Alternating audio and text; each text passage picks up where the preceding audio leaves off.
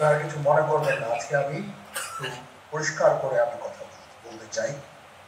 আপনাদের সবার হয়তো ভালো নাও লাগতে পারে, কিন্তু বিশ্বাস করেন আমার এটা যদি আপনারা গ্রহণ করেন আপনারা লাভবান হবেন, কোনো ক্ষতি হবে না।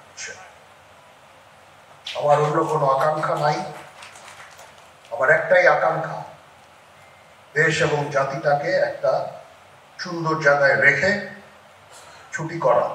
I had enough. Last 7-8 months I had enough. আমি চাই দেশ এবং জাতিকে একটা সুন্দর জায়গায় রেখে আমরা সেনানিবাসে ফেরত আসবো।